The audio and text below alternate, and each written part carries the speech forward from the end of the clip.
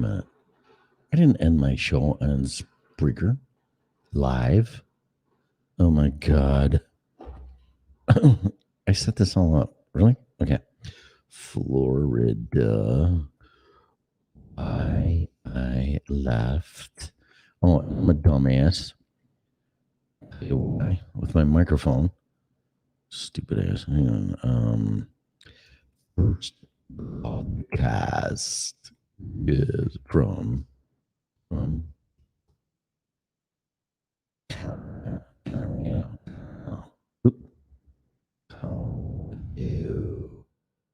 Okay.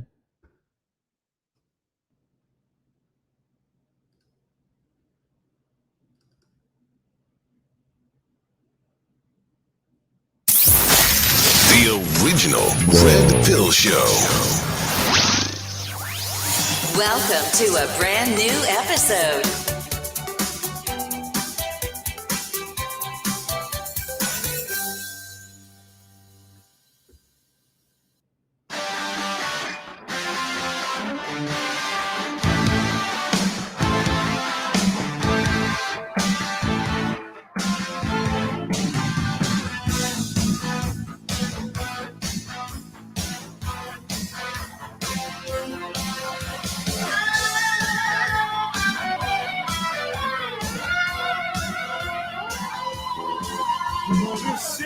My job just to face within the mile, so I had to get away.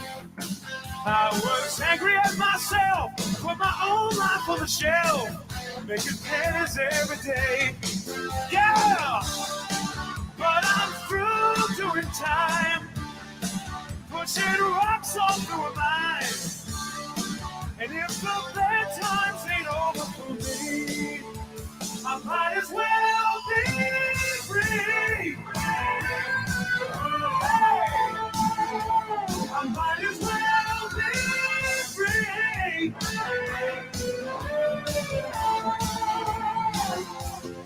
Spending weekends at the mall, ain't really like it all, but we did the best we could. I'm a symptom of the times, now my face between the lines, when it ever did any good. Yeah, but I'm through doing time, and I've committed no crime. If the bad times ain't over for me, I might as well be free.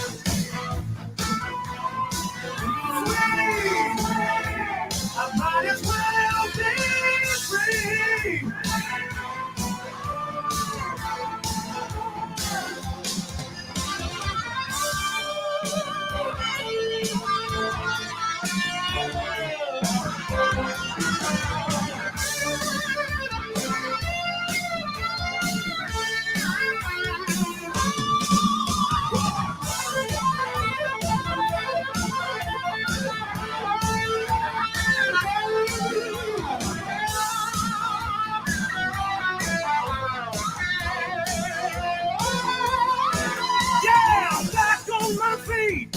And ready for the streets. I'm not wandering anymore. I got leather on my heels, I got rubber on my wheels, I got a Magnum 44. Yeah, but I'm through doing time with my ass out on the line. And if the bad times ain't over for me, I might as well be free.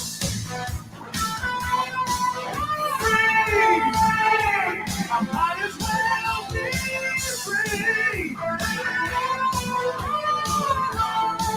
Yeah, I might as well be.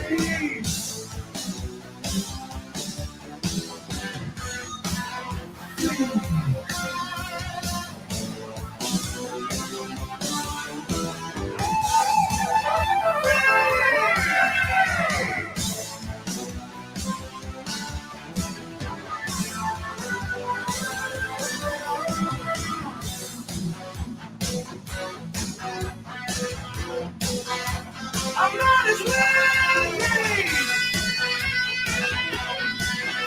free.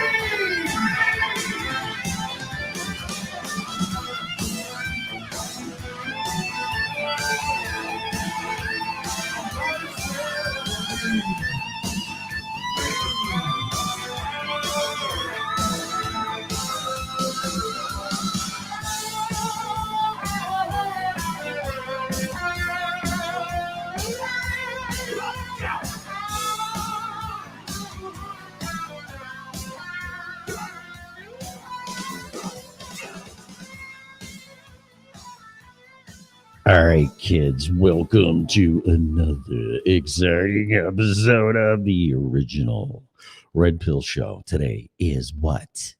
What is it? Wednesday? Wednesday, February 3rd, 2021. The show is for entertainment, educational purposes only. Please use at your own risk. The show is copyrighted by me and Freedom Revolution Network.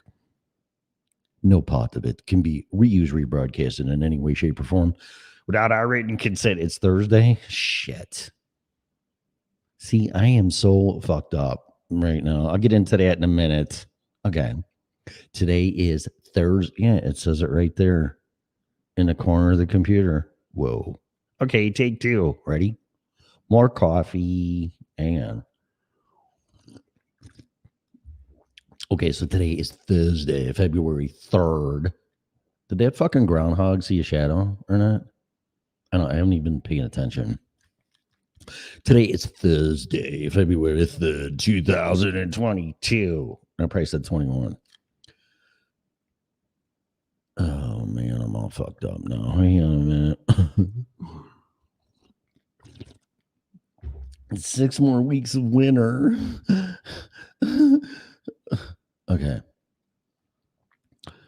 This show is copyrighted by me and Freedom Revolution. No part of it can be reused, rebroadcasted in any way, shape, or form without our written consent, and you can just ask.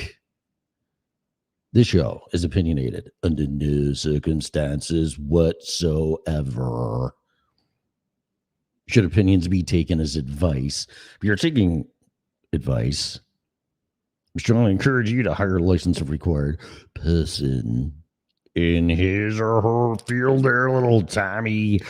Hey, man, and please use this show at your own risk. It's for entertainment and educational purposes only. Man, did I fuck up that whole thing. Whatever.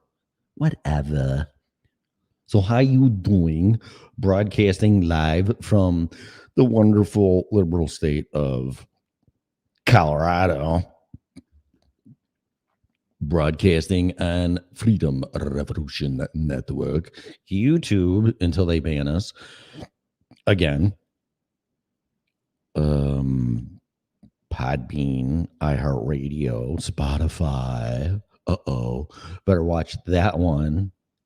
Are we going to have to change the show to please Spotify? How about no? Ain't happening, man. I'm going to get into that a little bit with the whole Joe Rogan thing. You guys are talking about the pretty lights. They're just gorgeous. I love them. Scarlett sent me a picture. What are y'all doing up at, let's see, it's 2:20. So that means it's 3:20. Then it's 4:20, man. Back in Florida, dude. It should be 4:20 here, though. In Colorado, where marijuana is legal. Okay, so what's going on? Everybody, before we get into my stories here, check in with the chat rooms and everything else. Hello, how long were you drinking Florida water? You know what? It's very interesting that you say that in the Podbean chat room. Florida water sucks. And then there was a documentary on Russian television that it's got a bunch of fucking crap in it. And I'm not even going to elaborate on that. I watched this guy's for reverse engineered craft patented by patent. It's too early, man. Patent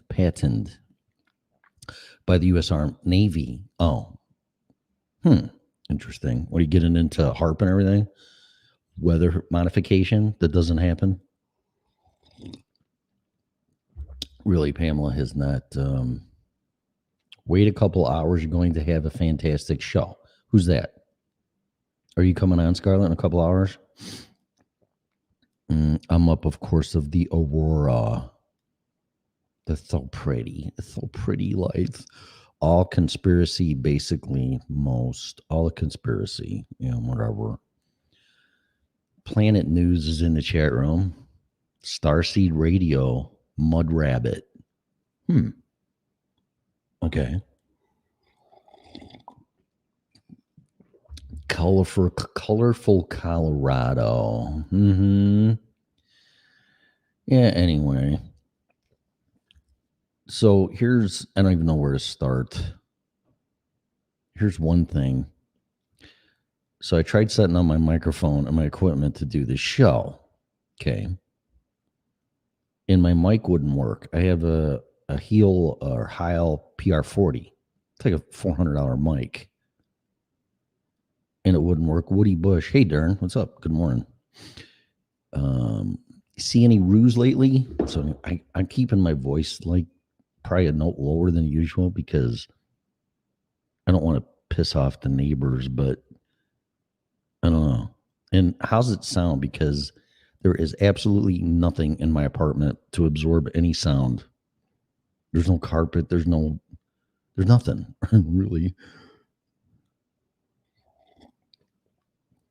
So anyway, I went to hook everything up, my mixer, my microphone, and my mic wouldn't work. I mean, you sound miserable. I sound miserable. I do.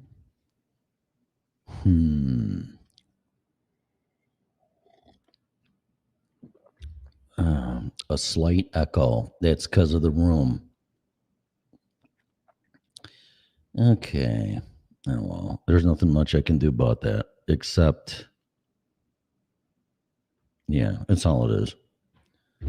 All right. What else? What are you saying? Okay. Well, I'll see what I can do about that. I wish it was on purpose, but it's not. So there's no echo or delay in here or reverb or whatever you want to call it, but we'll have to deal with it for now. Because when I go in my bedroom, it's like there's carpet in there and all that. So maybe I'll just move this to the bedroom. I don't know. Whatever. You're going to have to give me a break here. Okay. Okay. La, la, la, la, la. I need more coffee. Okay. So I hooked up my mic and it wouldn't work. So I thought the mic was broke. Chlamydia. Don't koalas? Koala bear. Koala. Don't koalas have chlamydia? What? All right, whatever. I wonder if I should get carpet. Yeah, I'll worry about acoustics later. It's a first show, so it's different. I know that. Anyway, so I hook up my mic, and it don't work. So I ordered a new mic off of Amazon, and just for shits and grins, I just messed with my mic cable, and guess what? The fucking mic works. So whatever. Noisy like a pig, grunting. What are you fucking talking about? Okay, whatever. Oh, I have to get in the groove. Oh shit, stay out of the bedroom. This is OnlyFans. Just your OnlyFans. What does that mean? Just breaking my balls. I don't know. You can do that. You can do that all you want. You gave me 75 hearts. So I appreciate that. So anyway, I got a brand new microphone coming that I apparently do not need. You like carpet. Noisy like a guinea pig, grunting. Are you guys smoking pot?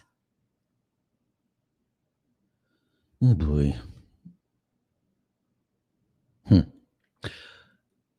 Yeah, I can hear the echo. No. I don't know, man. I'll deal with it later. Smoking and eating edibles. Oh. Well, no, I can do that, actually. I got to get my Colorado license, though, which is happening. Okay, so I'm going to fill up on coffee here. You wish what? You're doing drugs? Smoking marijuana? Whatever. All right, I'm going to refill my coffee, and I'm going to revisit my experiences and opinions on Florida, because I gave it 18 months, 5 employers, and yeah, and then how I came about to come back to Colorado and the story getting here. And like I said, I want to talk about the Spotify Joe Rogan thing, which I just think is totally crazy. My concern is if he complies and bows down to these guys, then his show's going to change. But let's see. Upstate New York is a great place to live. Stay away from the city. Yeah, I've been up. I don't know if you're talking about Buffalo. I've been up to Niagara Falls. It's beautiful up there, actually. But yeah, that's interesting too, because New York is way too liberal for me. But I got to get into that because it really doesn't bother me. And I have a story to share. When I came here in Texas, a gentleman came up to me just out of the blue at the gas station and just started asking me questions. And like, okay, so I'm gonna share that. And I don't know, maybe go about an hour. And I think Scarlett's coming on. What time are you coming on, Scarlett? Do I have an hour?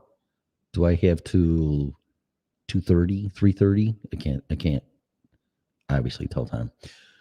3:30, 4:30, whatever. I'm back in Loveland, Colorado. Yes, Pamela. And I'll explain that too. And where I go from here, I don't know. I really don't. But for now, yeah, I'm here for a year, and then we'll go from there. But I have, I have shit to share, so I'm gonna do that. But I'm gonna get some more coffee, and I'll get into this. I am in a minute.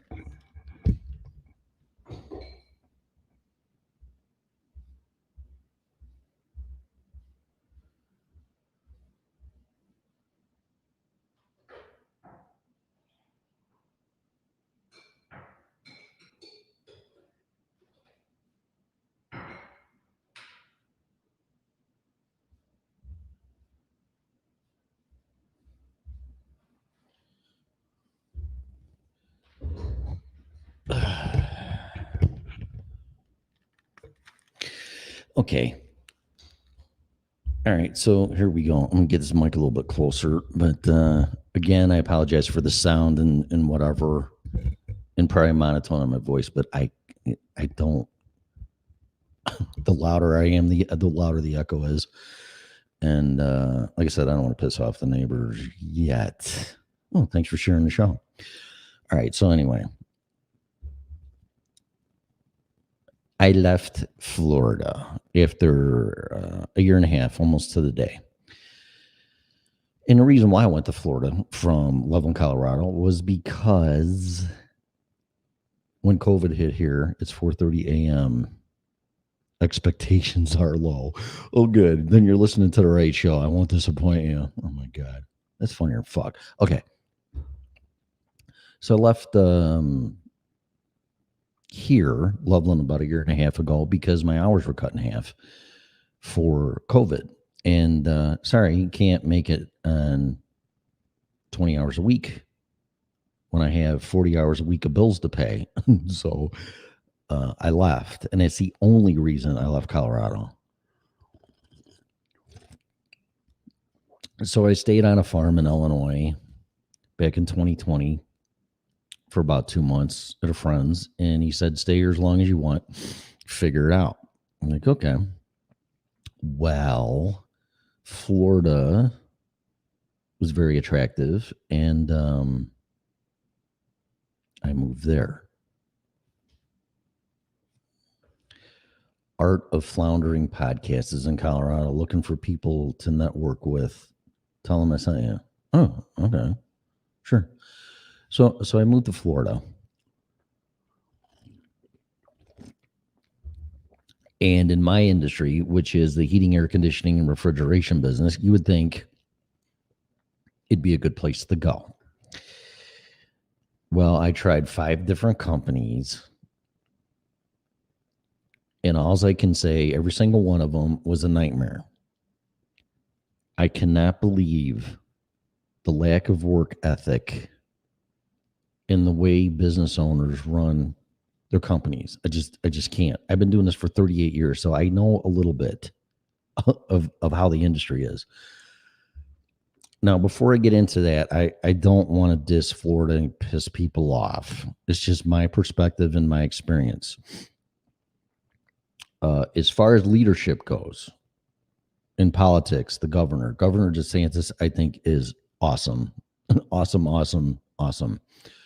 I can't complain about his leadership. It's just my opinion.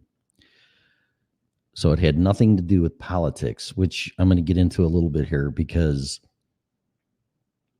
I have a story to share in the middle of Texas when I was coming here, and an older gentleman started asking me questions about that and went right to politics, which concerns me because I think people are, it's like a prerequisite first. Like, oh, you Democrat or Republican? No, neither, actually. So that was interesting, but it really concerns me that people are, it's one of the first questions they ask me recently, which is really none of your fucking business as much as if whether I'm vaccinated or not, pregnant, gay, my religion, and it's just none of your fucking business. But total strangers come up to me and, oh, are you Democrat? Because he asked me where I was moving to, and just a total stranger. Well, where are you moving to? I go, Colorado. He's like, well, you're Democrat? I'm like, no. And actually, I lived in Colorado before, and I'm from Illinois, which is a blue state, but I never really let politics affect me that much. But apparently it's affecting a lot of other people. And they're making decisions on that. What do you got here? Sorry, you're the only person on Podbean. I got to crash. Oh, yeah, go. Yeah, good night. I don't know. People might get alerts. They might come on. But thanks for joining me, dude. And all right, so do you have a podcast? Because I'll plug it before we go. Let's see. Sorry. Okay. Well, what is it? What is your podcast? And I'll promote it. Because we need people doing their podcasts and not succumbing to powers that be. And I mean that in every aspect of and context of that statement. There we go. Starseed Radio, abductees and contactees support group. Oh, really? You know, you're the second person. A woman was listening to the show, and she has a lot in common with you. That's all I'm going to say. Because I keep anonymity, and she was pretty clear that she didn't want her shit shared, and I'm not going to do that. But that's very interesting. I don't know why I'm attracting that, which I don't mind. I think it's fascinating, and I've always been scared to death of ETs and UFO since I was a kid. But anyway, all right, that's cool. All right, so tune into Starseed Radio, and you're on Podbean, I assume, and what, all the other platforms. Why don't you come on this? Why don't you come on this network? I'm sure Scarlett would love to have you if she's still even here. Did she fall asleep? Are you still here, Scarlett? Do we need a UFO extraterrestrial show? And all you got to do, dude, is just, you know, I'm not saying stop doing what you're doing. Just add Freedom Revolution to your platform, you know, as another platform. We reach out to a lot of people. So if you want to do it, let me know. Just go to Freedom Revolution Network and okay, that's it. We're on YouTube, so just go right there, and there you go. So Okay, I heard somebody upstairs, so I don't know if I can't believe that I'm being too loud. It's not like I'm fucking somebody and the headboard's banging on the fucking wall. I mean, give me a break. I am trying to be very quiet. Freedom Revolution Network. That's it. Yep. Just go to YouTube and then leave a comment in there, and I'm sure Scarlett will see it. So, somebody came on. Is she coming on right now? Hello. Let me see. That I am. What's up? So, do we want a UFO abductee program on her show? I have done it in the past, but yes, I would actually. Wouldn't that be like George Norrie crap? It would be. It would be like Coast or Art Bell. Fuck George Norrie. Art Bell. I'm sorry. That's what I meant. Well, Art Bell technically gave him the show, but there was a lot of scandal. Like there was a lot of scandal with that. Oh, well, there you go. So, do you want to say the email address so this guy can contact you, or? Yeah, absolutely. You can get a hold of me at stationmanager@freedomrevolutionnetwork.com. Cool. Yeah, that'd be fascinating, actually, I think. Yeah, I always think it's good. Especially then when you get into the time travel crap and the stuff we talked about with that time traveler dude that's going to be visiting the university up there, remember? Oh, yeah, exactly. Yeah, I'd love to. I want to come up there and go, if I'm not there, but I mean, I want to come up there on that date and go up there because that's when he's supposed to be there, right? That's true. That is a good point. Yep. Actually, you have a really good point because you know what? I'll have to find out if I'd have to go back through a friend of mine's conversation, but she found it once, like on a Reddit board, because I had told her about it years ago, and then she came across it and she was like, "Holy shit!" And I was like, "Holy shit!" Because you usually don't come across something like that twice. Because I mean, there's just thousands of shows that he did, and they're all like 4 hours long, 5 hours long. So to pull something out of that, it's hard, you know what I mean? But if I can get that piece again and then go back, because I know it was a night in 1999. I know it was before the election. I know, so I mean, there's like some things that we know, but I mean, the election was until 2000, but like, so we know it was before, you know, obviously before Y2K, so sometime in the year 1999. And that was what, Gore Bush 2000, right? Yep. Yeah, okay. With Florida, actually, Florida determined that election, if I remember right.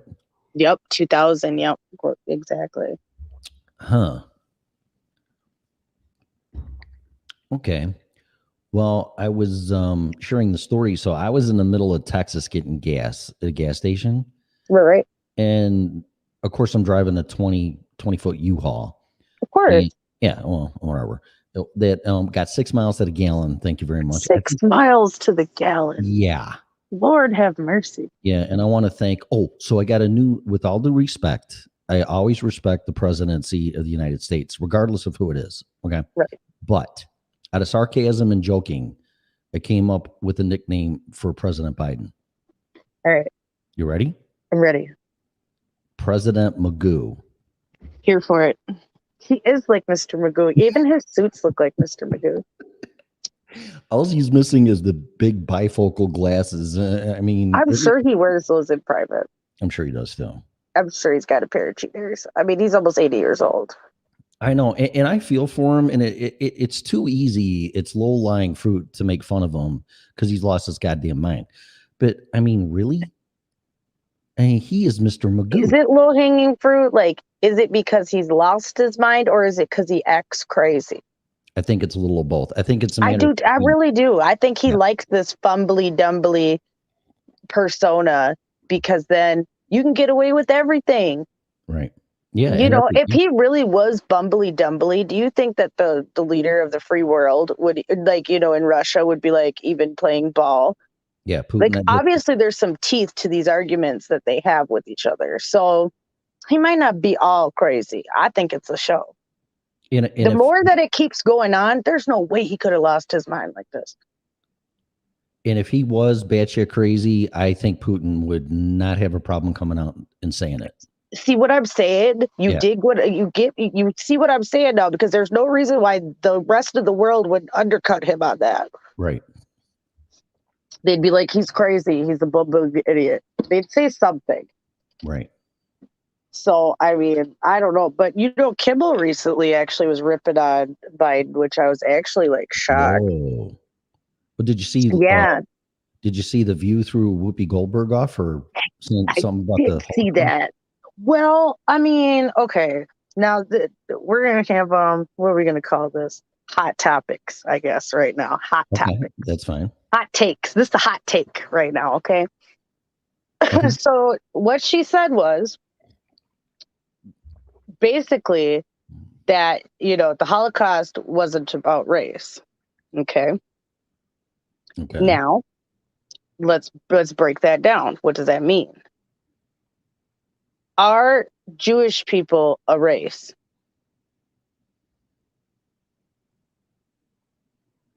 I'm just going to let everybody marinate on that.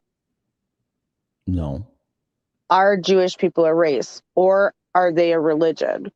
To my understanding, it's a religion. Okay, so by her saying that the Holocaust was not about race,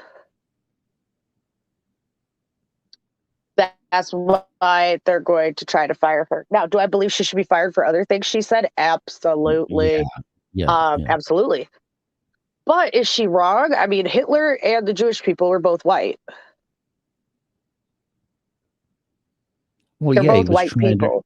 He was trying to create the Aryan race, right? So, and they were. But is that a race, though? I mean, until you extinguish everybody on Earth, including black people and everybody else, it wouldn't have been. You see, I think he used race in a way that people could understand, more so than actually meaning race. And I think that was her point of the day, is like, it's all white people, right? I think that was her gist, because she doubled down and went on Colbert and said it that night. So I can't imagine that during the day people weren't outraged. Apparently nobody was until that night when they saw it on Colbert, because nobody watches The View, obviously. And then they went after her. Yeah. So it's a hot take. I get why she's in the grease, so to speak, got her ass in the fire. Mm-hmm. But question remains, is she wrong? I don't know. You know what? I don't agree with 99% of what she says and comes out of her mouth. Right. But in this particular case, it would be the 1%. And right. I don't think she's wrong. Right. You see, okay. So see, that's how I kind of felt when somebody, like, when it was broken down, and I was like, because at first I was like, that's outrageous. Like, how can you just say something like that? Because people always get so riled up about Holocaust deniers and things, which, I mean, here nor there. But the fact that she said something that they're willing to eat her over I'm here for that. Because they want to eat up their own all the time. And this is the problem that people have tried to warn people about, this cancel culture, right? Is that it's great when you're canceling everybody else till it becomes your turn. Oh, you know what? Hang on. I want to read something to you and everybody. Hang on. TLO. What up, TLO? In our YouTube chat room. Good to see you. Good to see you. Okay, so y'all ready for this? Because an older woman passed away in Florida in my apartment complex, and yeah, and I guess it was in her will that she could she just give all her stuff away. She was single and this and that, didn't have a lot of family. Okay, right. So there's a whole garage full of crap, a couch, this and that, whatever. And there was pictures, and I don't know. I just saw this thing, and it's a saying, and I'm sure you've heard it before, and I've heard it before too. But this is right along the lines that you're saying. So here it is. They first came for the communists, and I didn't speak up because I wasn't a communist. Then they came for the Jews, and I didn't speak up because I wasn't a Jew. Then they came for the trade unionists, and I didn't speak up because I wasn't a trade unionist. Then they came for the Catholics, and I didn't speak up because I was a Protestant. Then they came for me. And by that time, no one was left to speak up.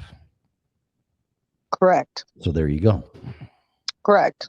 And I think that that's just been the general warning that people have been trying to give out and explain to people, is that it's about principle. It's about, if we single out one person in America with the way our system is set up, Mhm. there's no fine line after that. The boundary can always be crossed to then change. And that's Right. a problem. America's supposed to be based on rock solid principles, not flip-floppy decisions. And being- that's the issue, is that, okay, if now we're excluding this person and that person and this person and that person from everyday life, well, who's next? Because now we can just exclude everybody because we've tolerated it. Instead of sticking to our principles and morals and sticking to our Constitution, we've decided that now the line can be moved wherever it needs to go. And that's been the biggest issue and concern. And I've preached about this for 6 to 7 years now, being on air about this. I have literally preached about this because it has been the number one thing, is once they move the line, there's no stopping where they move it. And they might move it right next to you. And that's the biggest issue. Yeah, and then when everybody's gone, whoever they are that are moving the line will have mission accomplished, because they're the only ones that are going to be left. Right. And nobody's speaking up, and everybody's just like, well, it doesn't bother me. Well, I'm not losing my job, so it's fine. But instead of being, oh, you can just go find another job. Now, for everybody, that may not be possible. No. So to just sit there and say that is ignorant. Yeah. So why not help them fight for their jobs now? Well, it's dismissive and apathetic, and that's a part of when society starts failing at the final stages, is apathy. Well, we've definitely lost that, and that's been seen throughout this pandemic, because at first it was, everybody's in this together. And everybody was working in lockstep, and it was a beautiful thing, and it was all sunshines, and I'd like to teach the world to sing. And it was great, right? Mm-hmm. And then at a certain point, everybody was like, fuck that, it's me, myself, and I. And You know what? that's Go ahead. Go ahead. and then me, myself, and we. Yeah. Then now it's me, myself, and we. When insert we, whoever, the CDC, my doctor said, doesn't matter. Me, myself, and we now. Well, you know what? There's a lot of segues here, and I want to connect this to, according to Glenn Beck, I think it's the ACL has changed. I think that's what it is. I can't remember. Changed the definition of racism. Did you hear that one? No, I did not. Yeah, it's very interesting. You should look it up, and then connect that to what's going on in Canada with the truck drivers, because what they're doing is what you just said. We all have to unite and band together against this stuff, because we're running out of time. If everybody's being selfish and want their narrative, or like you said, well, it doesn't bother me any, so I'm not going to worry about it, and sit in your little world, in your little hole, they're going to come for you next. Are you looking it up, or did you? There is no comfort right now for anybody to just be sitting on their ass thinking, well, I'm just going to wait till the shit hits the fan. Yeah, and then the fan might literally shit on you and cut you. Like another perfect example of, look what Spotify is doing to Joe Rogan, because all these fucking washed up asshole musicians are pulling their music off Spotify. Hello. Oh, what about Spotify? I said, look what Spotify is doing to Joe Rogan. True. And they're forcing him to censor his show. And that was the one reason why I created Freedom Revolution Network, because I knew we saw this shit coming. And I was going to be damned if we would be silenced in any way, shape, or form. So, and that's why I tell you guys, if you lose us on YouTube and for some reason our whole channel gets snatched up, look for us either on Facebook or Twitter or Instagram or TikTok or somewhere on social media. You will find us. Well, you will find out where we went. The alternative to that is Podbean, Spreaker, and then all the platforms connected to that. And if they attack that, then you just have your own server, like Alex. Yeah, Jones then said. we have to build our own. Yeah, then we'll Yeah. have to build our own internal and find somebody to do it for us, which is the end goal. But as we all know, logistics come in the way. So it's like, can we make that happen? But the moment we can make that happen, we will. Well, that's the chicken or the egg thing. And of course, starting and owning my own business for 20 years, the hardest thing to do is come up with capital and to build up and then create an income. And that's the biggest challenge right there. It is the biggest challenge. But I did some training for small business training the other night, and we'll talk about it because I actually feel really good about what we're doing. Okay. After sitting through that, it was like a 2-hour course. Yeah. So we'll talk about that. But I Yes, feel you really do. good after that. I feel very confident about what we're doing. But that was the reason why I created this, because look at poor Joe Rogan. They said his show is bigger than anything else that ever was. And that's the problem. And number one, they've been suppressing that. Yeah. Yeah. And I don't even listen to Joe Rogan. So think about that. Okay, I used to a lot back in the day. But like, I don't even listen to Joe Rogan like that. So when you think about that, it's one of the number one podcasts in the country. Millions and millions of listens and downloads and unique, site views. And yet they still can overreach. Now, something interesting that I need to pull up, and I wonder, can I pull it up? No, because you just disappeared. She's gone. Well, I'm gonna comment on this. So I had 32 hours of driving to do, and I listened to Glenn Beck and Joe Rogan's podcast. Oh, there she's back. Are you back? I am. Okay. Why did I you? don't know what that was about, but It's- I was it's- trying to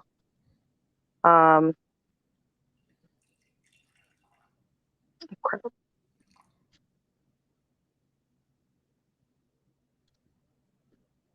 Trying to what? Are you quiet? Or are you dropping out? Okay. So anyway, Scarlett's having some audio problems, which is nothing new for anybody. Shit, they made her You there? take it down. There you are.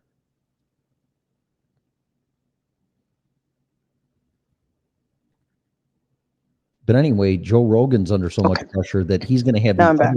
I don't know what happened. He's going to have the other side's opinions on there, like whatever mainstream is, whatever the narrative is. Hope I'm back. Maybe not. What's that? You want to? Yeah, no. She keeps dropping off. So anyway, I think that's a good thing. I mean, Joe Rogan was on Instagram. There we go. There we go.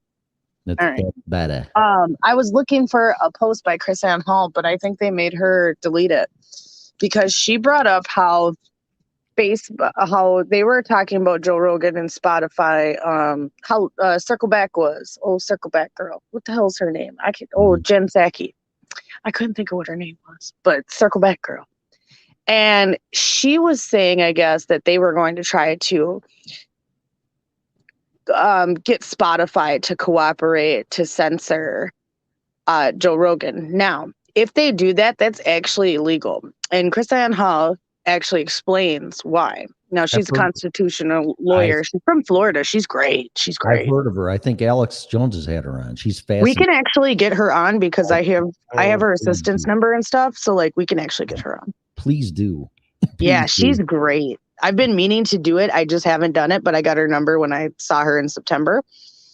And so, yeah, I just got to contact her assistant and get in on the schedule because she said she'd be more than willing to come and speak. Man, that would be She's fascinating. great. Like, honestly, it costs a lot of money to get Chris Ann Hall to speak. So it's like, she's great. I love her. But what she was saying is that it's unconstitutional for the government to tell a private business what to do. And that borders on the line of complete like unconstitutionality where like the government can be charged in court and challenged because they're not allowed to tell a private business what to do. Yeah, not to mention it's fascism. You can't do that. Exactly. I mean, there are literally laws written against it doing this. And here Jen Psaki is out here saying, well, we're going to talk to Spotify. You're an idiot. Like they don't even, half of these people have never even looked at law books or looked at how to circumvent the law. They're just doing it. Well, who's gonna talk to the government about misleading us about inflation and they can do something about it. And then President Magoo blames it on lack of competition in the meatpacking industry. Really? Right. I mean, come on. Who's going to correct the government and all their false propaganda bullshit? Nobody except us, we the people. This all goes back to we the people. True. And that's why I'm so proud of I mean, who would think, no offense to anybody, Canadians would be the first people to organize peacefully and exercise their grievances against the government, and they're not even in this country.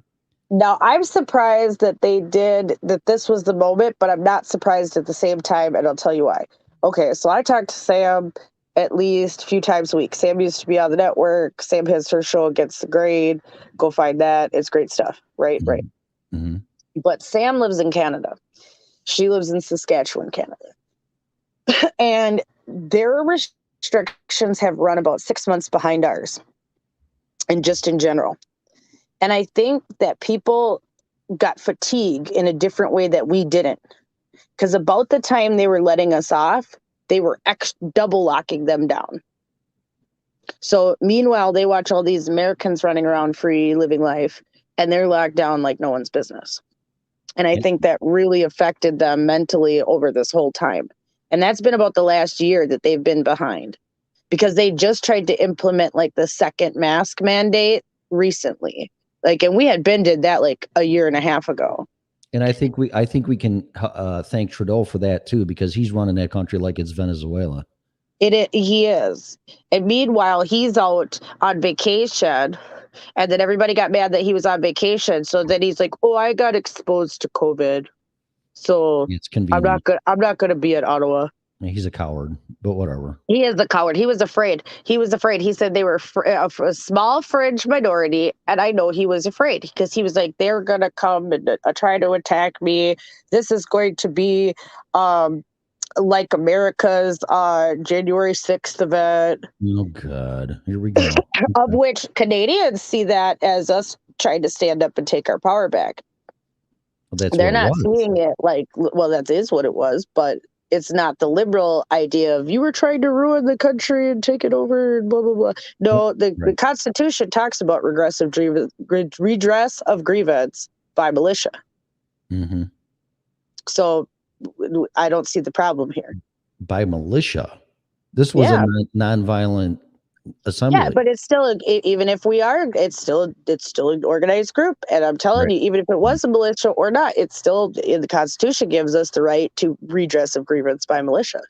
Okay, but let me ask you this, because I'd love to get this constitutional lawyer on too, because it seems like they have all this figured out. That if you organize, then they have some type of agent provocateur to get in there and do something stupid and violent. And then it looks like you did it by violence. And then the government has a right to prosecute you. And I said this a long time ago, Scarlett, when the term domestic terrorist was being tossed around. Yes. And I'm like, that is very dangerous territory to go into, because it went from President Bush going, well, if you're not against the terrorists or you're for the terrorists or whatever the fuck he said, then you're pretty much against us. You know, if you're for the terrorists, then, you know, you're going to have a problem. And that was a threat. That was a threat. If you're not for us, you're against us. That's I think was his specific. Yeah. Yeah, and I'm like, ooh, as long as, you know, if 9/11 was true and it was the terrorists and this and that and everything else, fine. War against terror and all that crap. But then they started inserting domestic terrorists. Right. Even though most of these people weren't necessarily even citizens like that. A lot of them were on visas and things, but it did open up the door for that domestic terrorism. Mm-hmm. Yep. And now, Lord and behold, if you assemble now peacefully in grievances, you could be deemed as a domestic terrorist. Well, yeah, because once they did declare it an unlawful assembly, which I don't think that law should exist. I think that should be for only extreme violent situations. Not to mention not just, you know, tensions and protests. I mean, some real shit, like somebody died. Okay. Like then maybe. Yep. Okay. But until then, it's still peaceful. Right. Until violence occurs, it's still peaceful. Just because it's intense and it's uncomfortable does not mean it's still not peaceful. And not to mention the Patriot Act. Yeah, the Patriot Act fucked us all. That's been the one thing over our heads that now when they want to spin this domestic terror thing, because, you know, that's one thing that I really got into back in the day, especially was like the 9/11 Commission report and all of that. And a lot of the 9/11 Commission report was the recommendation for the Patriot Act and for NDAA and for all these things that came down the pipeline. Like that opened the door. Mm-hmm. I mean, hell, when we created that stupid terror scale, we stayed at dangerous the whole time. You know what that reminds me of? The pandemic. It's very similar. Yeah. Isn't it? How they keep you in that fucking fear level forever and never want to take you out of it? Because remember, we were in like orange for like 5 years and then they discontinued it because like nothing had changed. Yeah, I remember that. Yeah. And they were like, they just couldn't keep us in that constant heightened state of fear because they know exactly what they're doing, because they know that fear changes the brain. So if they do these things that are traumatic and shocking, it's going to change the brain structure. They have things like the Princeton egg experiment, where they could predict before it occurred how people would react to real world events. I also believe that may be why social media was created, to create a large-scale, real-time, deep learning Princeton egg. Because that's what this all would be, gauging people's reaction in real time while it's happening. Before, they used to try to just gauge it just from popular chatter and this and that. But now, just thinking about what social media is, it would be a real, live-time, deep learning AI Princeton egg experiment going 24/7. Yep. People need to look into that. I just had a really deep ponderance with that because I've never thought about that till just this moment when I said it out loud. Yeah. But that actually could be what they're doing with it, because they wanted to get to a point where they could literally predict how everybody was going to react before they even put out the news. It eludes me how you can be a domestic terrorist when you're trying to exercise and defend your Bill of Rights. Well, if you get see, that goes back to what I just said, though. If you get everybody to believe this shit over time, that's how, because the definition of doesn't match up. But if we change the definition to everybody who's perceiving it, well, now everybody believes it, don't they? Because we said so. Yeah. That's how. Because common sense would dictate that would be true. But that's how they've been doing it this whole time, because the fear changes the brain. So if you're in fear of a terrorist attack or school shooting or coronavirus, your brain is going to change from the fear. Well, fear triggers two responses out of people, and it's fight or flight. Correct. And most people nowadays have been trained to suppress that feeling in general. I mean, people take medication to stop that natural feeling because it's going off in their body instead of figuring out why. Your autonomic nervous system just isn't usually whacked out for no reason. Right. There's usually some stimulus or something that you should be focusing on. There's the rare people that, yeah, it's malfunctioning. But for most people, they're taught to suppress this through mental health and other things and not feel these things. So again, that we run into an issue where we need everybody to think with common sense and act like everybody else when they've been taught to turn this off. Well, what do you think about this statement from me? I think our last line of defense is going to be the Constitution and the Bill of Rights, or we're going to be screwed. Yep, that's it. If that's all we have left to stand on, and that's getting pissed on real quick. So, I mean, we don't got much left of that. It's like a wet paper towel. When does that shit break? That would be great to get that constitutional attorney on here, because I've heard her before, and she's just amazing. She's on fire, and she's so tiny. She's so small when you meet her in person. Like, she's like 4 foot, like maybe 8, like legit. But she is so fiery, and she has passion for this country. Yeah, she was fascinating. Oh yeah, she's great. She's fantastic. So I just think that if more people had this passion and were willing to put it on the line, but also, people don't feel like they have financial breathing room either to do so. Right. You put everything on the line, the government comes and shuts you down, you lose your job, this or that, and you get canceled. Not everybody can survive that necessarily. But if we at least just had a strong, united front on the people who could take the fall for everybody else, we'd be so much better off. A lot of this shit wouldn't even be happening. And I hate to say it that way, but I think that's how it's going to have to be set up, because there are too many people who are just deathly afraid, and the human situation in America is fragile. It's fragile. I mean, most people live paycheck to paycheck. Over 85% of Americans have no savings. Nope. So, if they don't have a job, they don't eat, they don't pay their bills, they lose their home, they lose everything. Well, in my opinion, this whole thing is turning into Star Wars. It's going to be the Empire and the Rebels. Hello. Oh, yeah, that's true. That's true. think- I was reading what Lee was saying. Oh, I'm sorry. I was just reading in the chat room. But yeah, like Standing Rock is its own conundrum, though, because yes, the government did have a heavy hand, but what people don't know is that the elders of the Standing Rock tribe had already negotiated with the pipeline people and signed away the rights from their tribe before Standing Rock ever occurred. Nor did they tell their people that, and they allowed people to be massacred and even killed over their inability to not tell their people they had already sold out. And that's why the company was so damn adamant out there to make sure the pipeline went in, because they had been assured by the elders of the tribe this could go through. See, I have a big problem with people being able to sign their rights away. I don't think that should even be an option. The tribe shouldn't be, but the tribes are sovereign nations, so they can do whatever they want. Yeah, but see, and there's no oversight for tribes because of the treaties from back in the day.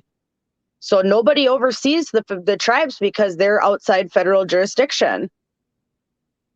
I mean, the only people that, if you commit a crime, technically, even on a reservation, you can only be charged federally. So unless there are federal charges that can meet your case, that you could walk free.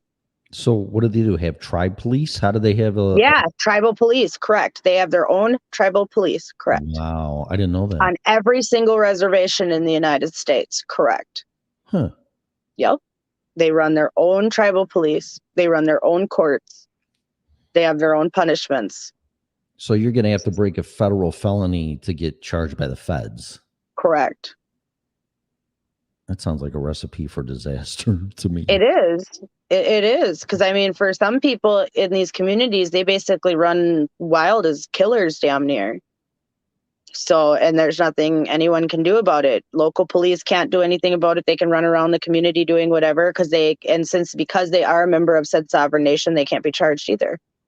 Even if they technically do crimes outside of that, their tribal protections actually protect them. So it's like diplomatic immunity. Correct, because you're a citizen in no man's land. Correct. Whoa.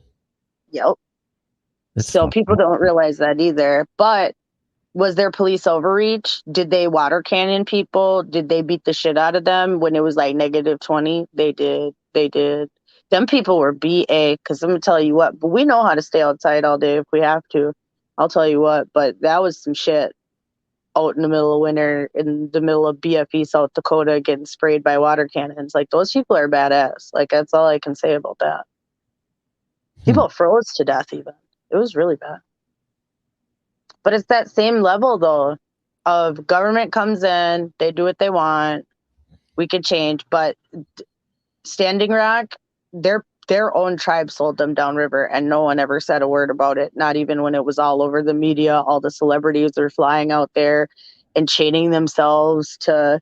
Remember when the candidate for the Green Party changed herself to a bulldozer out there? Nobody was talking about how Standing Rock, they got sold out. So that's why it was a big media distraction, because, oh, look at police brutality, start a riot. Meanwhile, the tribal elders are walking away like fat cats with all these checks. Because nobody checks on the money they get either. All their money's autonomous. So if they misspend it or whatever on their people or don't give it to their, nobody checks on that either. So that's why the Native community is in such dire straits, is because there are no checks and balances for these people. So are you saying in a roundabout way, and I know this is a shocker, that the government screwed a group of minority people again? Correct. That's so hard to believe. Like the OG minority people, I guess, if you want to go there, like continuing to screw them to this day. Making them believe they're free, but in a way where that their own tribal people put them at risk. And there's no checks and balances for them, so they can just run them into the ground. If they want to. Now, are there good tribes out there? Absolutely. But are there terrible tribes? Absolutely. I wish people would wake up to that, because they did that with African American people and threw them in the projects, and now they're doing it with the Hispanics by letting them come in here, and just as long as you vote for us. And now they're doing it with the whole new generation of people, because instead of creating affordable housing and now they're creating whole apartment buildings that cost like a third of the price of regular apartments for people. And they get to live in them as long as they need to save up money. So now we're creating a whole new group that we're leveraging support on, that then when they get on their own, there will be no safety net. You know what this is going to turn into? A hybrid of Ready Player One and Idiocracy. Yes, it's already Ready Player One. I don't care, because the metaverse is here. That's the oasis. Mm-hmm. That's the oasis. I don't care what anyone says. That was their Bible at Facebook AI department, and you cannot tell me. But you know what? They've been having problems with this metaverse. That's why they've been quiet since the release. Mm-hmm. They've been having problems. Like, apparently, like, it's a crime to like grope someone in the metaverse. Like, they're trying to treat your avatar in the metaverse as your physical representation of yourself, like equal. Yeah, your virtual avatar. More than that, like, no, your physical almost damn near they want it to be like the representation of your soul in a computer. That's the best way I can explain it, because they're kicking people out and charging them who are like sexually harassing people inside the metaverse. Like, if somebody comes up and pinches your butt in the metaverse, oh yeah, no, that is like the end all be all. There's no swearing and inappropriate language in the metaverse. I saw a news story where some woman said she got virtually raped there. Correct. That was the pinching of the butt in the metaverse. Well, that's not raped. Here, I think it was on Drudge Report. Yeah, it was like pinched her butt in the metaverse type thing. I guess they ran up on her, and because they can come close to your avatar and do things.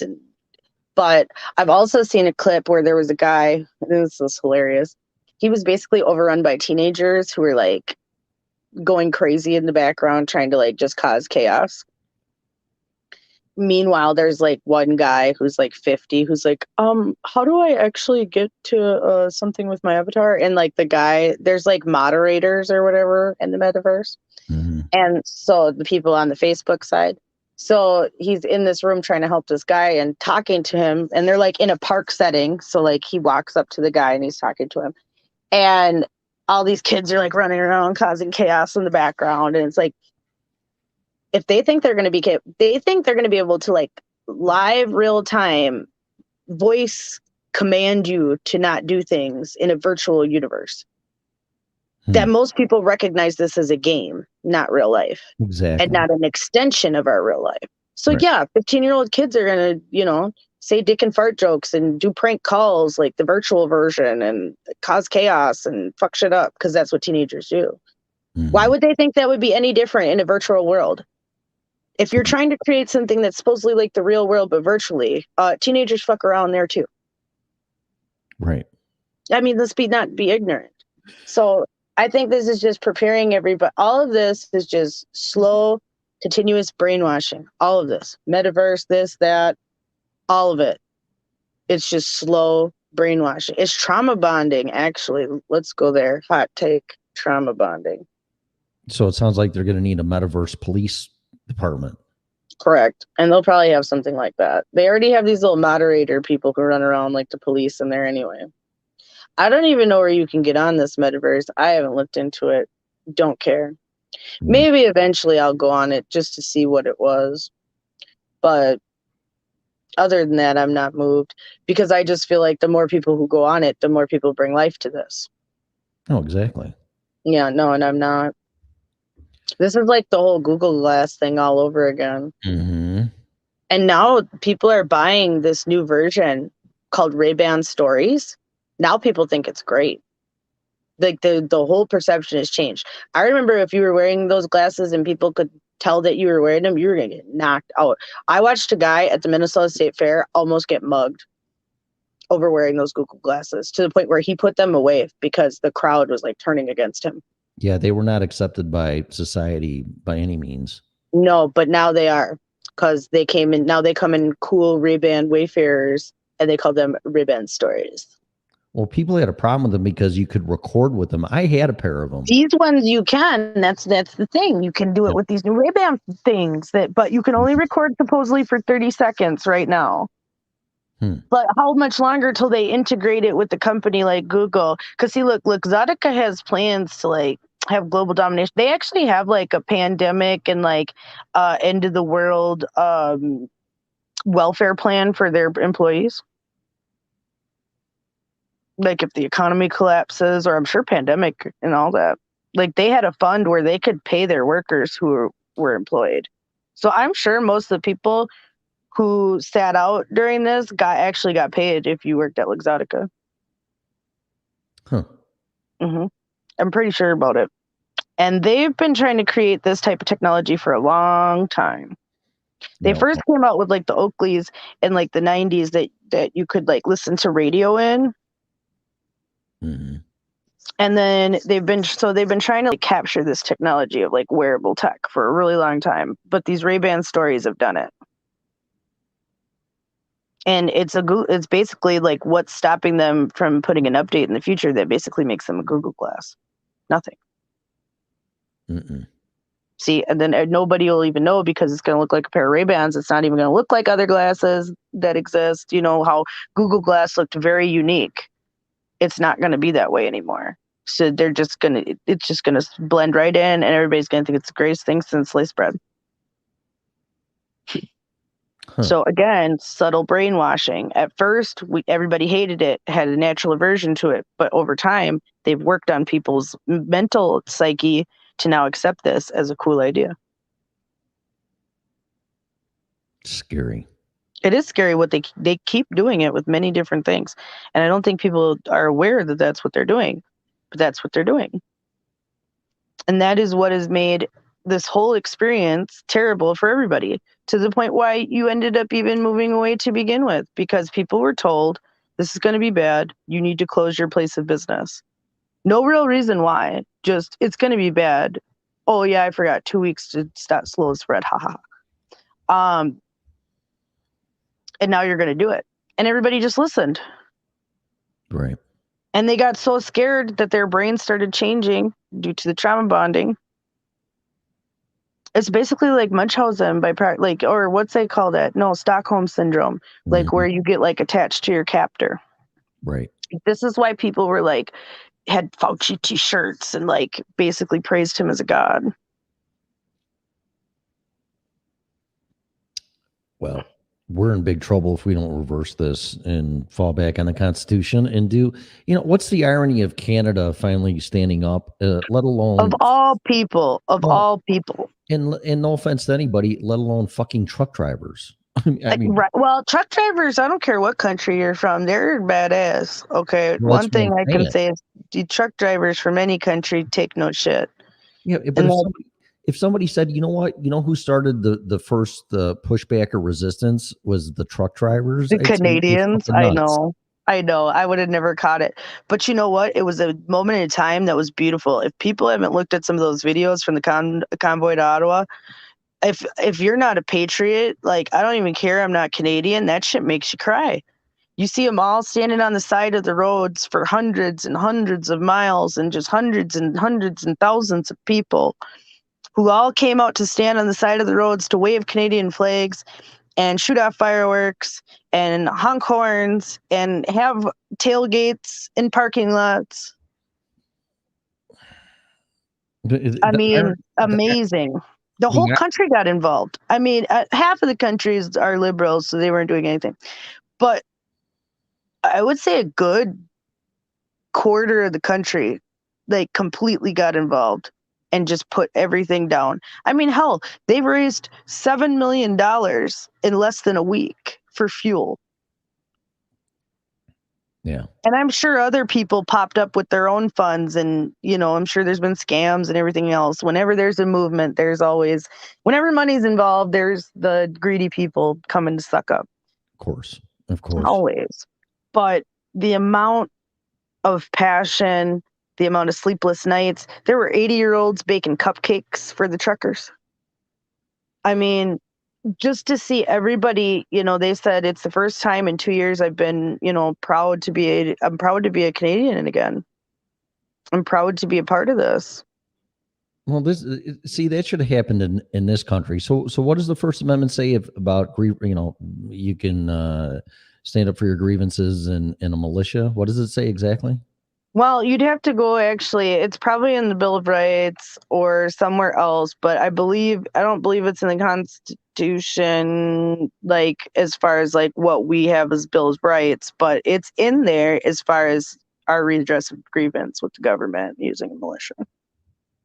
Right. So the irony of that is it's not even in the United States. Canada did it. And then you need a well-organized militia or whatever, and it didn't say the fucking truck drivers union. You know what I mean? No. And I mean, but also, too, this is a dangerous moment in time. What do they do from here? Like, yes, they're all in Ottawa right now, but a lot of them are leaving and turning around because they weren't even able to get into Ottawa. Yeah, they closed the bridges and stuff, yeah. Yep, so most people weren't even able to get in. I mean, they really, because at first they tried to lie and say, the Ottawa government, like 2 days before or a day before, tried to say, there might be minor disturbances tomorrow in the downtown area. Okay, and then that shit got blown out of the water when everybody showed up and they realized, oh shit, a whole bunch of people showed up, because they tried to lie and say, oh, there's only 100 trucks. Yeah, when it was 50,000. Yeah. That's what reports say. Like, that's what we've heard. I mean, they shut down every highway cam, everything. So nobody will actually ever really know. I heard that. Yep. They did. They absolutely did. And they jammed their cell phones too, I heard. They did. Now that could be based down to when you have that many people in an area and you have towers that are meant to service a certain amount of people and you bring in a whole bunch of other people, that could just throw off signal in a jam signal when all these people are in one area. When I've been at these large events and protests and things, that just happens. Now, are they sending jamming signals? Probably. But could it just be congestion from having so many people trying to use phones and data in the same area? Absolutely. So, you know, if they brought in like an extra satellite truck or something that could pop some signal in the area, that might change things. But they don't want them to communicate on the ground either. I mean, that would be the worst thing for them. Then it's time to get a satellite phone. It is time to get a satellite phone. This is what I'm telling people. I mean, we got to, you know, or CB radio or something, because you got to be able to get out of their, you know, control. Because if your phone doesn't work, they're about to shut down 3G. Actually, and everybody in chat was talking about that earlier.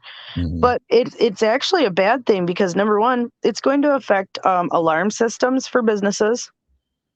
Okay, it's going to affect some home, like life alert type technologies. It's going to affect those, some GPS units. It's going to affect lots of different things run off the 3G band. Most people in rural areas, a lot of the times when I'm driving around up here, our phones are on 3G. Now, when they start shutting down the bands, you won't be able to do that. Wonderful. Phones that didn't have service, you were able to dial 911 and make emergency calls, even if you didn't have service. Once 3G goes down, that was the band that they were allowing that on. So now that's gone too. So a lot of domestic violence shelters were giving these women secret phones that will no longer exist. Well, they got to fire up 5G to emulate COVID symptoms, so they Right. can really lock down. But then what about everybody in rural America, all the fire alarms, all these products that will be affected by the 3G turnoff? What about all that? Just piss on us? Just piss on everybody else, huh? Yeah, I guess. You see what I mean? I just don't understand how they thought this was a good idea. And to turn off the 3G band, why do you need to turn that off? If you've opened up other microwave bands above that are higher strength, what is a little traffic on 3G going to do? What are you closing the band for? What are you going to use it for? To make you upgrade. Because they have to be using it for something. Mm-hmm. Because they said even with like how much room we would have on this 5G band, like there's no way that even if everybody on the face of Earth who had a phone was watching it all at once, there's no way we could ever even come close to using the data that you could possibly ever use. Like, it's almost unfathomable how much data there is.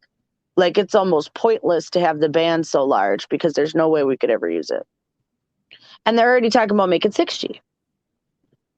And it's like the band's already large enough to where, like, we could download the longest movie, every movie there ever was, and still have hella room. Like, still have the most room ever on Earth and have everybody watching at the same time. Like, literally, every song on Earth, every movie on Earth, everything. All the things, everything that was ever created on the internet. Yes. So it's like, and then some, and then times that by 10 and infinity. And then that's how much storage the 5G band has. Yeah. So it's pointless. Like, there was no need to really bump us up because we weren't ever using 4G or clogging it or maxing it out. And what are they going to use 3G for? When they shut off 2G was when they shut off the analog TV and switched it to digital. Mm-hmm. Analog TV ran on the 2G band, microwave band through satellite. Mm-hmm. And then they took that, and then that was supposed to be, everybody's supposed to be on 2 and 3G, and then they were going to move 911 to E911. And that's where they moved them to. Now, obviously, they probably moved them to 4G. But who the hell's using 2 and 3G still? They just turning off the towers. They can't afford them anymore. Why we can't use it for something else? Like, I'm just so like, I need somebody in the industry to explain to me why that is so. No, it's gonna go the way of landlines and 56K modems. Correct. So, yeah. That they've already announced that, and we're only a couple months away from that. So, like I said, but anybody in rural areas, which is most of the, most people do live in metropolitan areas, so it's most of the country isn't affected by it. But if you're driving some backcountry road, you probably won't get service anymore. And if you don't get at least 4G service, you will not be able to make a call. They will only allow calls on the HD Plus system. Lee's bringing up some good points. She says we are getting our CB up and working, as well as getting repeaters up in different areas. You know what? Since we're talking about this, I predict CBs are going to make a huge comeback, a recovery or comeback. Yeah. On top of that, ham radio too. Ham radio is already making amazing comebacks. I mean, there's radio clubs everywhere. Yeah, I've been into ham for a long time because Art Bell. And like, yeah, there's not many people my age, and there's definitely not many females. So there is that. Okay. But as far as like in general, there's tons of radio clubs and activities and people, it's mostly men, but they are out there, and they're not like average age of 80. Like, no, there's young people. Like I said, my age, probably less, but like the 40 to like 60 range, tons. Well, yeah, because I think their dads were probably into it, or their grandpas, and then they wanted to get into it. Yeah, my dad was into it, and as a kid, I got into it with CBs in the 70s. I mean, they were the shit. Everybody had a freaking CB in their car. My mom said that, though. My mom said in the 70s, everybody did. Yep, they did. My mom's CB name was Hot Pants. And you could pretty much thank Smokey and the Bandit for that shit. Right. Yeah. But it was smart. It was, it's Citizen Band. It's something we all should be using. Especially if you live somewhere rural. If something happens in your neighborhood, everybody could pop on the CB and talk about it. Hell, you could just get a hold of people that way. I wonder if there's a CB app for your phone where you could monitor that crap. I'm sure there is, because there are for ham. Now, whether you'd be able to like put a repeater on it or talk on that band yourself, questionable. But I'm sure CBs nowadays, if you went on Amazon, are cheap. Okay, so I have some stupid trivia for you for CB radios. Let me ask you this. Let's see if anybody in the chat room knows this. How many channels were there originally on a CB radio? Don't use the internet. Don't cheat. I'm not, but I don't know. I'm not talking to you. Yeah. Oh, you're telling everybody else. Yeah, I'm like, see, I'm not cheating. If I have to show my hands, I will. Like, I don't know. Maybe like 28. I don't know. You're close. Originally, it was 23. Okay. I was going to say 18 as my first guess. And then CB radios got so popular, they bumped it up to 40. That's what I thought. I knew they had like quite a few, but I was going to say 18 as my first guess. I should have gave that as my first guess. So on my Apple phone, there's CB Talk, and I just downloaded it. So I'm going to play with this later today. Check this out.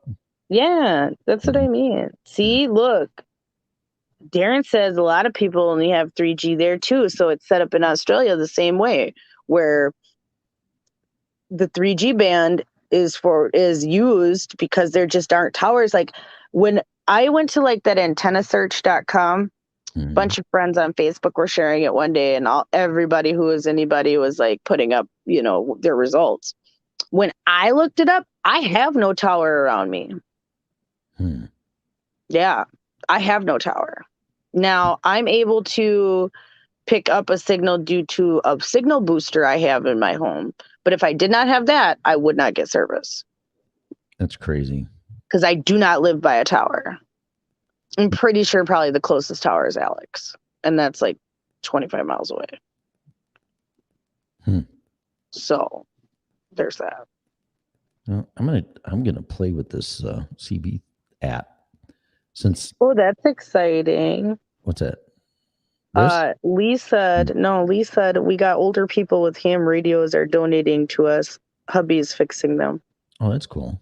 Yeah, she said and they're also getting CB up and working, as well as getting repeaters up in different areas. See, smart.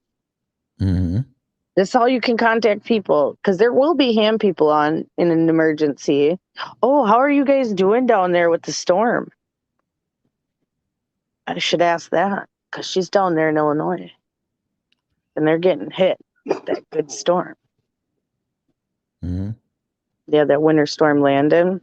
Not as bad as they thought it was, but I'll explain why. Because they're always like, oh, the weather is reported wrong.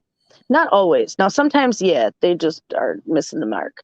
But this one, okay, so there was supposed to be like a high pressure ridge that was set up on the other side of Colorado in the west. And that was supposed to come in 2 days ago before the storm started to kick off the first storm that probably gave you snow up there, Tim. Okay. So that storm was stuck in like the Denver, like Front Range before the Front Range area. And it needed that other pressure system to come down, because then the jet stream was going to bring in all the cold Arctic air. And then it was going to allow that storm to backfeed and go over to the foothill mountains on the other side of Denver, like going down towards the Valley Tourettes. And so, but that never happened. And when it did happen, by the time it did happen, most of the precipitation was already kind of changing, and it was the next day already. And so it just never became to be, because they were looking at two pieces of energy, because this storm almost spanned 3/4 of the United States. Yeah, it was big. I saw it on Weather Channel. It was huge. And if you've been listening to Mike from Around the World, Mike from Around the World says pretty soon we're going to see a storm that spans the entire United States. Which we did. So you heard it here first. I heard it first from Mike from Around the World. And I think we got pretty close this time. This one was a good one. They said on Weather Channel that there were 130 million people affected by the storms. And in warned storm areas. I mean, there were 10 states that are under the ice warning. Now, I haven't checked up on that since then, but local news is for that area will start to go live here if they're not live right now because of what's going on. So we'll get a better picture of what's happened overnight as far as the icing and as far as the snow and the totals and all of these things, because I have a feeling people are going to wake up and it's not going to be a very nice day in middle America. Nope. Because especially Kentucky, who are supposed to get complete iced over and supposed to get like iced over all day. They're talking an inch of ice. That's catastrophic power outages. That's long-term power outages. Even 3/4 of an inch of ice that a lot of places are expecting across the country. They're downplaying it, making it seem like it's not that bad. No, actually, you're going to lose trees. You're going to lose power lines. It's just a matter of, will it be yours or not? Will it be the actual ones in front of your house? That's the only question you need to ask, because otherwise they're going off around you. So you're probably going to lose power. Well, my question is this: how do you charge your electric car that's going to save the fucking planet when you can't charge it? See, that's what I'm saying. I don't know. Mm-hmm. I mean, if you've got enough money, you can buy one of those Tesla battery backup banks, which sure. those are slick, and one of those Tesla power walls that you can like power by solar panel, and then it charges up, and then it's like a whole power brick that can like run your whole house, and like you charge your car at least once, and like all that shit. But unless you got dough, no. Well, you might have dough, but trust me, your electric bill is going to at least double if you. Actually, I guess it's really cost effective. A friend that I know in the Libertarian Party has one. Like, she's my age.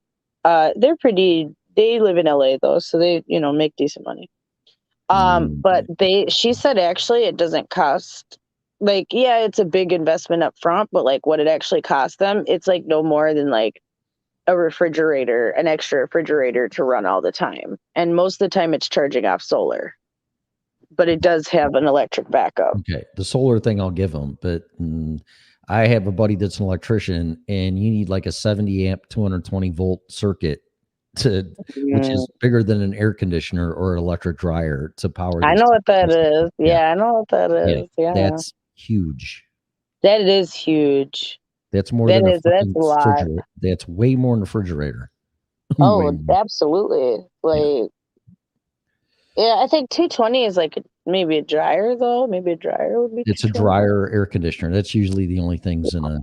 That's what I was thinking. Like, what plugs into it? Because I have a 220 plug. And I'm like, the only thing that plugs into it at my house is a dryer. So, yeah, correct. I mean, even all campers and most electrical things are all 110. Like, even super powered stuff.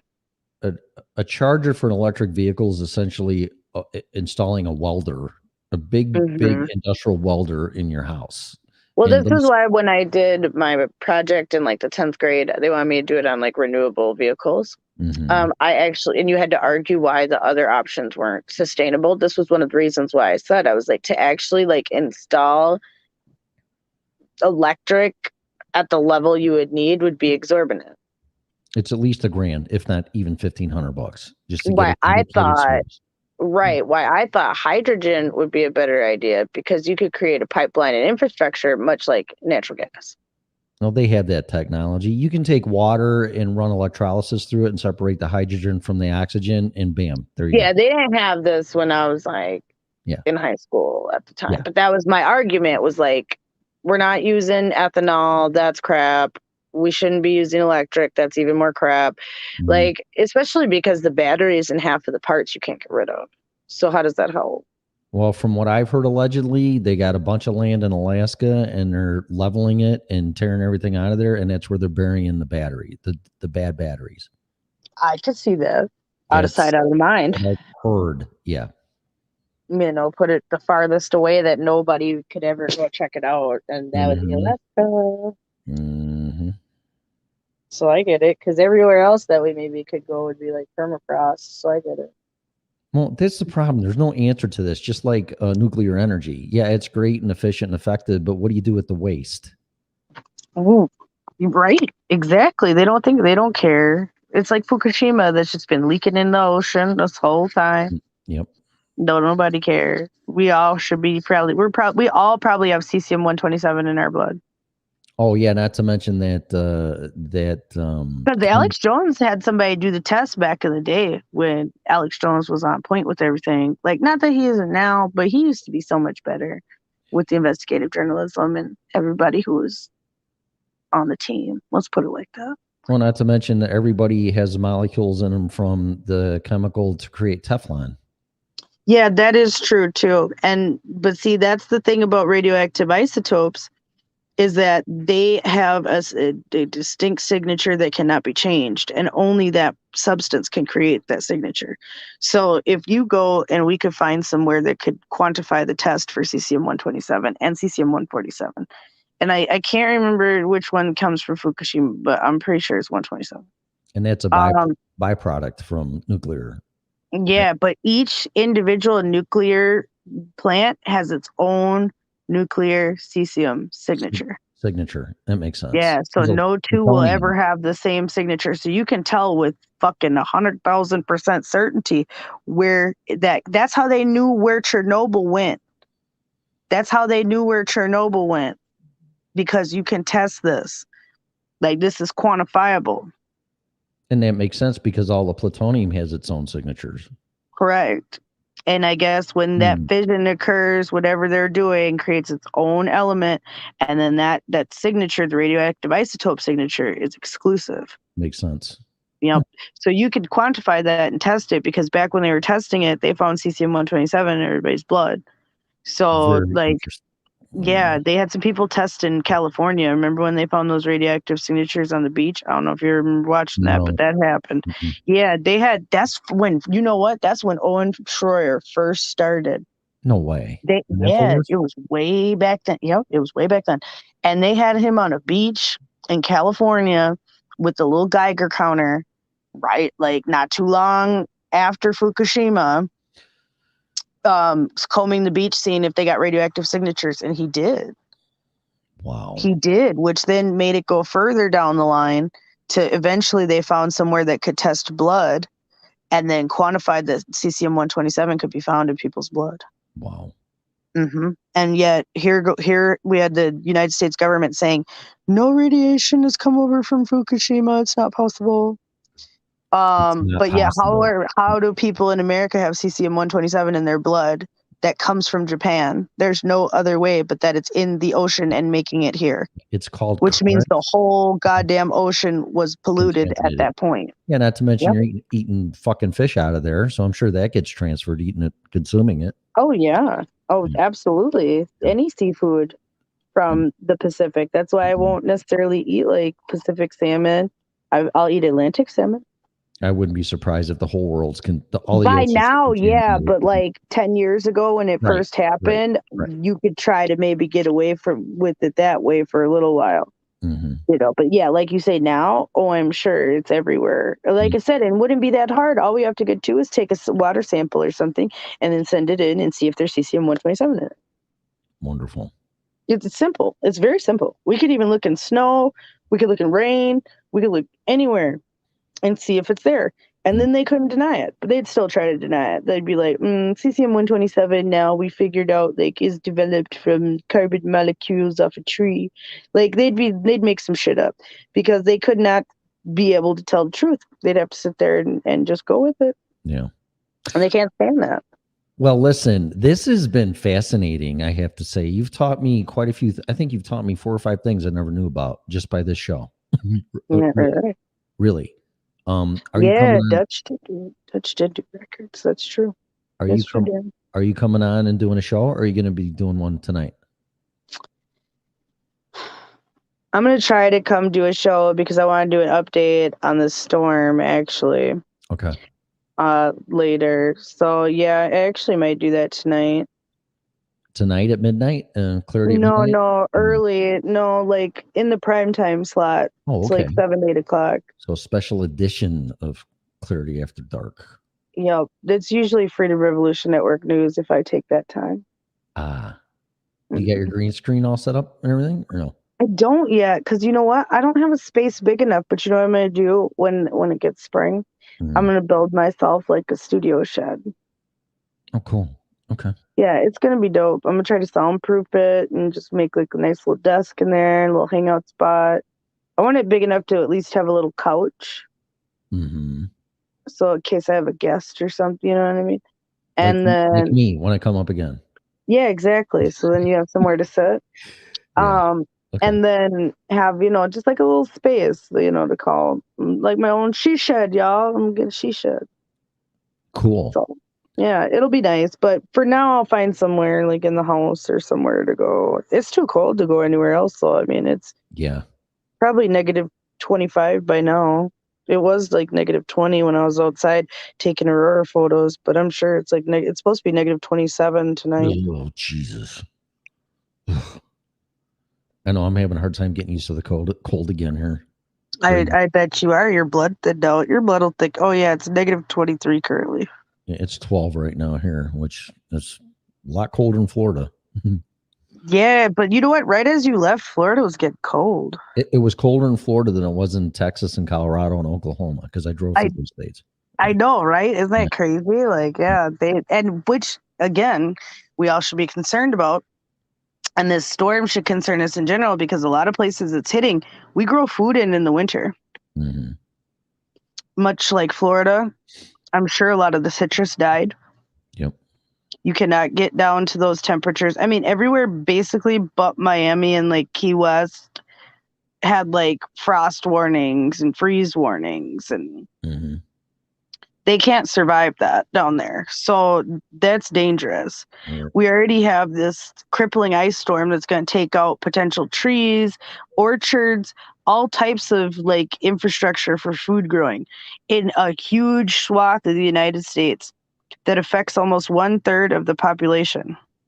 Wow. This little winter storm Landon is no joke. So like I said, I haven't checked on it since about 10 o'clock when nobody was reporting on it after that. So I assume that either people were hunkered down or it just wasn't that big of an event. But at the same time, maybe not. Right. So we're going to have to, about this time, we'll be able to assess and see what's going on. Okay. Because this storm could have this is why we're seeing shortages. It's not the truckers, y'all. Just know that. It's not the truckers why we're going to see even worse food shortages. I want everybody to look up the food chain reaction game, first of all. Cool. Food chain reaction game.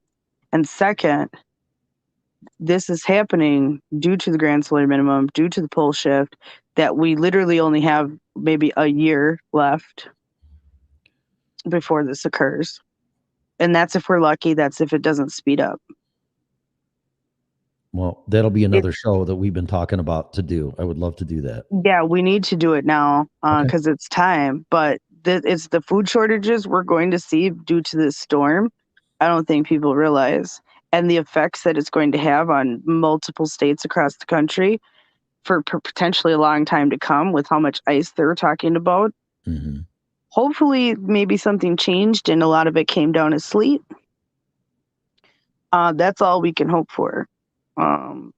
But I have a feeling that may or may not be the case. All right. Well, that'll be another show. And I'm going to try to get an hour's sleep before I got to go to work. Absolutely. And I've been up since 1:30, but I went to bed at 6 last night, and I'm having a hell of a time getting used to this time change. Oh, yeah, because it's 3 hours. That would be hard. It's a motherfucker. And you're going backwards in time, too. Yes. So it's like you lost time even. So you're exactly. So that would be hard. It is hard. You'll get used to it, though. I will. I'll get it. I'm just going to have to force myself to stay up because I literally crawled into bed like 6:30, which would have been 9:30 in Florida, and that's not too bad. But no, and that's probably when you usually went to bed. You know what I mean? Like, yeah. So yeah, you'll get it. You'll get there. I'll get it. Yeah. You'll struggle a few more days and then you'll adjust. Yeah, this weekend I'll just fuck myself up, or I'll just force myself to get back into my body. Right, or stay up all night or whatever, and force yourself to go exhausted. So then when you do reset yourself, pull an all nighter doing a show. I mean, that's why I came on here, because I'm like, motherfucker, man. I mean, I'm up at 1:30. What am I gonna do? I don't even have my internet set up yet, so I can't even watch TV or stream. But I'm doing this with one of those wireless gizmo things that you plug in to the side of your computer. That's how that's how I'm on the internet right now. But anyway, It's working pretty well because I mean, actually, StreamYard was just saying that the thing that matters the most is just like the connection, like not like even the strength, just that you have a solid connection. So I'm sure that's why it's doing pretty good. as much as I don't like Verizon, I gotta get them credit for this thing. It's just a gizmo that you shove into your USB port, and this fucking thing, my computers work better using this thing than it did with AT&T fiber optics. Yeah, it is. It is legit. Some of this coverage because I guess it's just coming through satellite. But yeah, I've heard Verizon, especially, is a lot of people use it in the RV life for traveling around. It's working fantastic. I can't even tell that I'm on a gizmo. I would swear to God I'm on Wi-Fi with a router. Right. Yeah. Well, then it's something to think about too. Do you want to get home internet or do you just stick with that? Yeah, it's too late. I already signed up to get it, but if it sucks, I'll cancel it and I'll go with one of these. I know. I'm pretty sure you get like a buyer's remorse period. So exactly. Just or at least cut down your plan to just have that internet and keep TV or whatever you're doing. That type of deal. Yeah, right. So I know because cable's a rip nowadays, and now they're going to get you for all the things to move in, and that's always fun. But yes, hopefully you'll get settled and feel better about everything. I will. It's going to take some time. So, but everybody's been so welcoming and nice. It's crazy. I mean, I wanted to get into Florida and just my opinions. This is what I'm going to say. Nothing against Floridians. It's a great place to vacation, and it's a great place to retire. But living there in my industry is just painful. Yeah. Yeah. Or if you have like a home job or something, maybe it would work out better for you, not out in the public. Yes, absolutely. Yeah, if you can carry your salary from like the East Coast to Florida and work from home, then perfect. It's perfect. Right. Yep. So, all right. Well, I'm gonna let you go. Thanks for joining, coming in, and all right. Well, thank you. I was glad to be here. Thanks, everybody. Nice talking to you. And then maybe I'll return the favor and pop in too. Yeah, absolutely. On your show. All right. All right. Sounds good. Well, I'll talk to everybody later. I'll see you in the chat while Tim wraps up. Okay. All right. Thank you.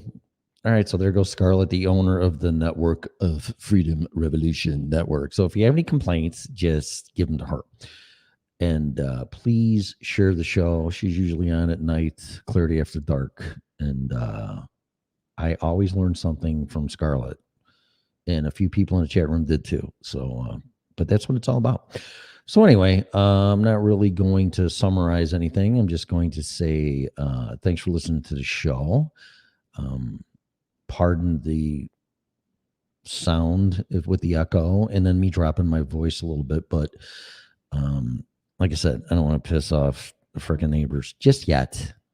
And so I just try to drop it a little bit and be a little bit less animated and inflections and stuff. But anyway, whatever. So thanks for listening to the show. Please share it. Thanks everybody in the chat rooms and on Podbean, Freedom Revolution Network. And you all stay warm and have a great day. And watch the fucking fish you're eating, I guess, in your electric car, in a storm, and everything else. All the shit that's popping up to make our lives a little bit more challenging. All right.